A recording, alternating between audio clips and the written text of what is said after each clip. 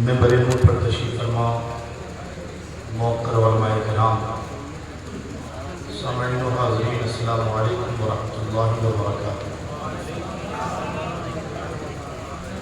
الحمدللہ وحدہ والصلاة والسلام علی من لا نبی بعدہ، اما بعد فاعوذ باللہ من الشیطان الرجیم، بسم اللہ الرحمن الرحیم۔ یا ایھا الذین آمنوا اتقوا اللہ وکونوا مع الصادقین، صدق اللہ المولانا العظیم وبلغنا رسولہ النبی الکریم، ونحن علی ذلک لمن الشاہدین والشاکرین والحمد للہ رب العالمین۔ غریبم یا رسول اللہ غریبم، ندارم در جہاں جستو حبیبم، مرض دارم زرشیاں لا دغائے، مگر الطاف کو باشد طبیبم۔ حضرت محبوب سبحانی کا ہے فیض و کرم، دور رہتے ہیں حوادثوں کی ہو رنج و علم، اس لیے تو شام سے کہتے تھے اور کہتے ہیں ہم، قادری یمنا رہے یا غوث اعظم میں ظلم، گمز شیخ احمد رضا خان خطب عالم ظلم۔ قرص مفصل اعظم میں تشریف لائے ہوئے سنی جنتی مسلمانوں، آپ سب قابل مبارکباد ہیں کہ اللہ کے محبوب مقبول بندے کے ذکر کی محفل میں بیٹھنے کی سعادت حاصل کر رہے ہیں۔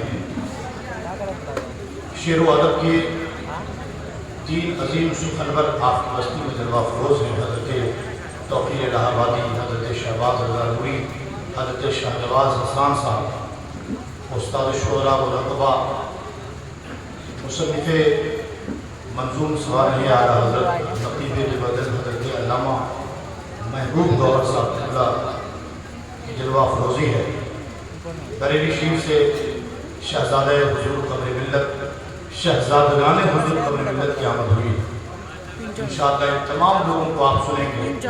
خطیب اعظم ہندوستان، حافظ احادیث کثیرہ حضرت علامہ ذکر اللہ مکی بریلوی، انشاءاللہ ان کا پرزور خطاب آپ سبوں کو سماعت کرنے کو ملے گا۔ مجھے کم وقتوں میں کچھ اہم باتیں کرنی ہیں، اس لیے میں چاہوں گا سنجیدگی کے ساتھ کچھ باتیں آپ کی گوش گزار کروں۔ اس سے قبل آئیے ہم سب مل کر کے عقیدت و محبت کے ماحول میں اپنے آقا صلی اللہ علیہ وسلم کی بارگاہ میں ہدیہ درود و سلام پڑھیں۔ بابا سے بلند اللہ رب محمد صلی اللہ علیہ وسلم، نحن عباد محمد صلی اللہ علیہ وسلم، اللہ رب محمد صلی اللہ علیہ وسلم، نحن عباد محمد صلی اللہ علیہ وسلم۔ جتنے لوگ یہاں پر بیٹھے ہیں ان سبوں کو سرکار حضور مفسر اعظم ہند و حضور تاج الشریعہ و حضور مفتی اعظم ہند و حضور اعلیٰ حضرت رضوان اللہ تعالی علیہم اجمعین کی صحبت روحانی مل رہی ہے۔ آپ سوچ رہے ہیں کہ تنہا بیٹھے ہیں؟ نہیں، آپ کو اس وقت تمام آقاؤں کی صحبت روحانی میسر آ رہے ہیں، لیکن آپ اسے محسوس نہیں کر پائے ہیں۔ اور اگر ایمان کی پختگی اور آپ کی روح بڑی، آپ کی روح اگر بیدار ہوگی تو آپ محسوس بھی کر رہے ہوں گے۔ سبحان اللہ۔ لہذا جب کوئی اللہ کے ولیوں کے ذکر کی مجلس سجاتا ہے تو سجانے والے ذاکرین کو یہ فائدہ ملتا ہے کہ وہ جتنی دیر ذکر میں مشغول رہتے ہیں اصل میں وہ اللہ والوں کی صحبت روحانی میں رہتے ہیں، انہیں ان وقتوں میں اللہ والوں کی صحبت روحانی میسر آتی ہے۔ حضرت صالح حبیب عارف باللہ شیخ ابو سلمان دارانی رضی اللہ تعالیٰ عنہ فرماتے ہیں کہ میں پہلی مرتبہ اللہ کے ولیوں کے ذکر کی مجلس میں گیا تو اس ذکر کی برکت یہ ملی کہ اس کا اثر مجلس سے اٹھنے کے بعد راستے تک باقی تھا۔ جب دوسری مرتبہ میں اللہ کے ولیوں کی ذکر کی مجلس میں گیا تو اس کا اثر میرے گھر تک باقی تھا۔ کہا جب تیسری مرتبہ حاضری ہوئی تو تیسری مرتبہ ایسا ہوا کہ میری زندگی بدل گئی، میں اس کے خدا اور اس کے مصطفیٰ میں فنا ہو گیا، اور میری زندگی ایسی بدلی کہ دنیا سے دور ہو گیا اور اس کے الہی میں دم ہو گیا۔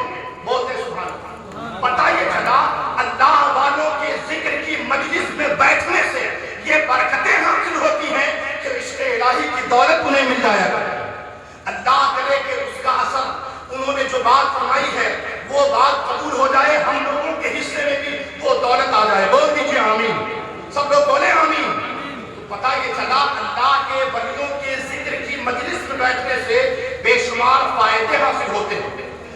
जुनैद बगदादी सैयद ताइफा रज़ी अल्लाह ताला अन्हु की बारगाह में किसी ने सवाल किया, हुजूर ये बताइए कि अल्लाह वालों के जिक्र की मजलिस से और उनके असरार से मुरीदीन को क्या फायदा मिलता है? तवज्जो है ना आपकी?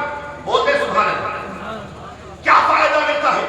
हजरत जुनैद बगदादी फरमाते हैं, अल्लाह वालों के वाक़यात, सुने तवज्जो के साथ, अल्लाह वालों के तज़किरे ये अल्लाह के लश्करों में से एक लश्कर है, और जो अल्लाह के वलियों के तज़किरे करते हैं तो इनसे अहले इरादत के ईमान को तक़वियत व मज़बूती हासिल होती है, तवानाई हासिल होती है, और उसके रूहानी सोहबत मैसर आती है, रूहानी फयूज़ व बरक़ात हासिल होते हैं। तो आप लोग क्या कर रहे हैं? आप लोगों को वो सारा शर्फ मिल रहा है जो हमारे अकाबरीन और हमारे बुजुर्गों ने फरमाया। बोल दे सब लोग मचल के सुभान अल्लाह, और मचल के बोल दे या रसूल अल्लाह। आप दिमाग में बात आएगी कि मैं बैठा तो रज़ाबाद गमती में हूँ, लेकिन मेरे गौस आज़म रज़ी अल्लाह ताला अन्हु तो बगदाद मोहल्ला में हैं, ख्वाजा गरीनास तो अजमेर मोहल्ला में हैं, आला हज़रत तो गरीब शहीद में हैं, और दीगर बुजुर्गान दीन बैरून ममालिक में हैं। उनका फैज़ गमती में कैसे मिले?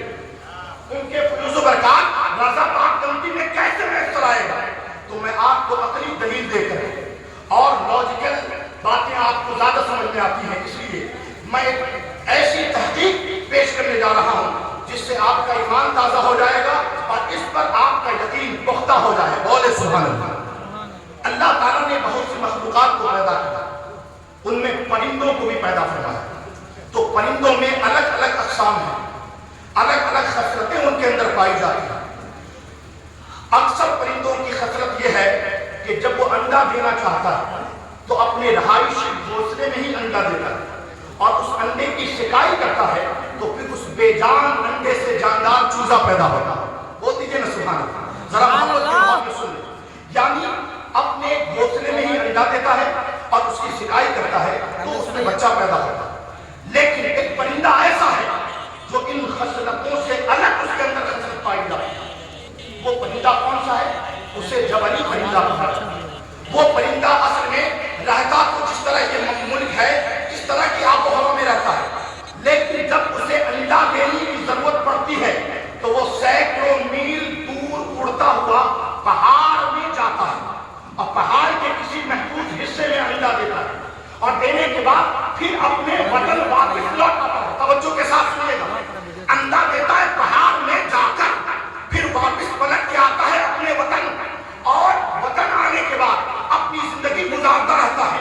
लेकिन मुहक्किकीन कहते हैं कि सैकड़ों मील दूर रह करके भी अपने अंडे को उसकी जरूरत के मुताबिक तपिश और हरारतें पहुंचाता रहता है। बोले तो सुभान अल्लाह। उसकी जरूरत के मुताबिक तपिश और हरारतें पहुंचाता रहता है। जब वक्त पूरा हो जाता है तो वो फिर जाता है उसी अंडे के पास। अब उसे अंडा नहीं मिलता है, बल्कि अपने बच्चे को लेकर के अपने वतन के लिए उड़ान भरता है। बोले ना सुभान अल्लाह। अपने बच्चे को लेकर के उड़ान भरता है। अब जरा सी तवज्जो करीब करें कि जब अल्लाह ताला एक परिंदे को कुव्वत दे दे, अगर वो दूर न करके अपने अंडे पे तवज्जो कर दे, अगर तवज्जो डाल दे तो अंडे को कामयाब कर देता है। दूर न करके भी अल्लाह के बच्चों को अल्लाह ने तसल्लुतात अता किए हैं, इख्तियारात अता किए हैं। गौसे आज़म बगदाद में रहते हैं, अपने आशिकों को दूर से फैजान पहुंचाते रहते हैं। अगरचे आला हज़रत बरेली में है, अगरचे हुजूर मुफस्सिर आज़म का मज़ार मुबारक बरेली में है, लेकिन उनको याद करने वाले ये ना सोचे कि बरेली दूर है। अल्लाह ने अपने महबूबों को वो तसल्लुतात अता किए हैं कि दूर से भी हमारी दस्तगीरी फरमाते हैं। बोलते सुभान अल्लाह। दूर से भी अपने फयूज़ व बरक़ात की बारिश करते हैं अपने चाहने वालों पर। तो जो अल्लाह एक परिंदे को ताकत दे तो ये कमाल देखा जाए, तो अल्लाह के वलियों को जो ताकत मिली है उसके कमाल का क्या कहना है? बोलते हैं वचन के सुभान अल्लाह, और वचन के बोलते हैं या रसूल अल्लाह। अब जरा तवज्जो करीब कीजिए, इख्तिसार में कुछ अहम बातें करनी थी, लिहाजा इसलिए मैं और शौक करके रहा हूँ। जरा सब लोग बोलिए हाथ को उठाकर या रसूल अल्लाह, और वचन के बोले सुभान अल्लाह। आज कितना कमेंट कर लिया। एक बात आपको पेश कर रहा हूं बस, और ये औलियाए किराम की करामतें क्या हैं?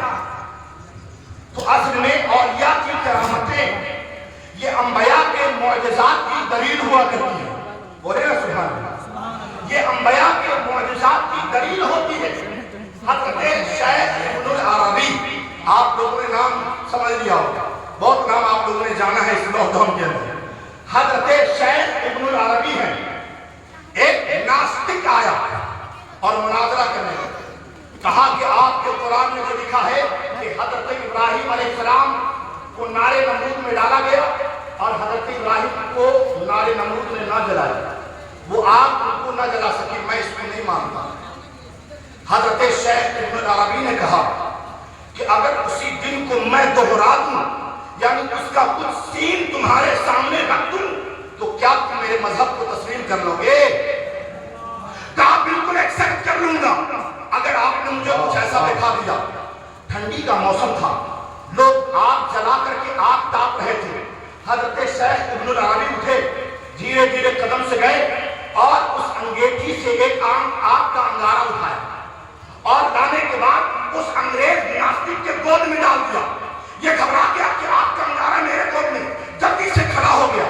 لیکن جب اس نے توجہ کی کہ آگ کا انگارہ تو گود میں پڑا تھا, لیکن کپڑا نہیں چلے, ہاتھ نہیں چلے, سب کچھ سلامت ہے. اب یہ سوچنے لگا ہوا کیا. پھر اس نے کوشش کی کہ اس گرے ہوئے انگارے کو ٹچ کروں. جیسے ہی ٹچ کرتا ہے ہاتھ چلنے لگا. بولا میں سمجھ نہیں پا رہا ہوں کیا ہو رہا. کہا سن لے, جب اللہ کے ایک بندے نے ایک آگ کے اوپر ارادہ کر لیا کہ تیرے کپڑے کو نہ جلائے, تو آگ نے تیرے کپڑے کو نہ جلایا. رب نے جب ارادہ فرما لیا تو بھلا نمرود کی آگ ابراہیم کو کیسے جلا سکتا. اللہ کے بندے نے ارادہ کر لیا آگ کے لیے کہ تیرے کپڑے کو نہ جلائے, تو آگ نہ جلا سکی. رب ذوالجلال نے جب ارادہ فرمایا ہوگا تو بھلا بولو نمرود کی آگ ابراہیم کو کیسے جلا سکتے. ٹائم ہوا, کلمہ پڑھا, داخل اسلام ہو گیا. السلام علیکم. ماشاءاللہ بھائی, بہت اچھا. اصل میں یہی تقریر لوگ جب سنیں گے نا آڈیو کی شکل میں, تب اہمیت کا احساس ہوگا کہ تقریر کتنی اچھی ہوئی ہے. میں مبارکباد پیش کرتا ہوں, اللہ مزید برکتوں سے ہمکنار کرے. خیر الکلام قل وما دل. ایک عربی کا مقولہ ہے کہ بہترین اور جامع کلام وہ ہے جو مختصر ہو اور دلائل سے لبریز ہو. اور یہی ایک فنکار اور یہی ایک بہترین کوہنہ مشق اور تجربہ کار خطیب کی پہچان ہے.